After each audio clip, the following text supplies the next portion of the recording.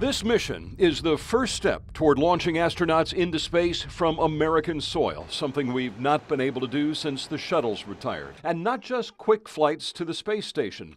This next-gen spacecraft will be capable of taking astronauts to the moon, Mars, asteroids.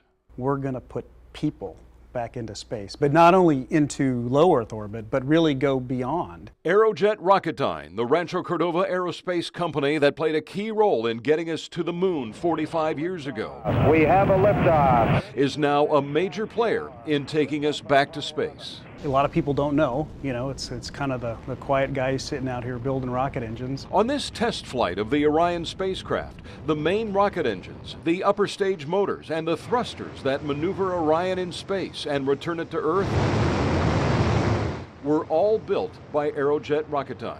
Our stuff has to work every time, all the time. Sam Wiley is Director of Human Space Development. A 99.9% day is a bad day.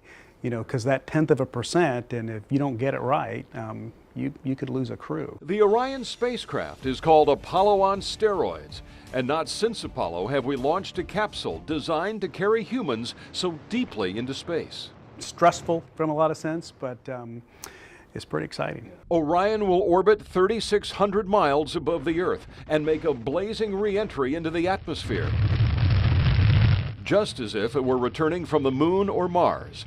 A dozen of these thrusters, partly built in Rancho Cordova, will steer the Orion crew capsule on its return to Earth. These are used for all the maneuvering as we skip into the atmosphere and make our way back down through and down to the water. The launch abort rockets that would pull the crew capsule to safety if something goes wrong during launch were also built by Sacramento aerospace workers. Sam and others will be watching the launch from Kennedy Space Center. I'm going to be there, a nervous wreck, butterflies, wanting to watch this thing go. The rocket that will eventually launch astronauts into deep space will be taller and more powerful than the mighty Saturn V. Aerojet Rocketdyne will build rocket engines and thrusters for those missions as well. New materials and manufacturing methods could make the return to space cheaper, more reliable, and hopefully safer.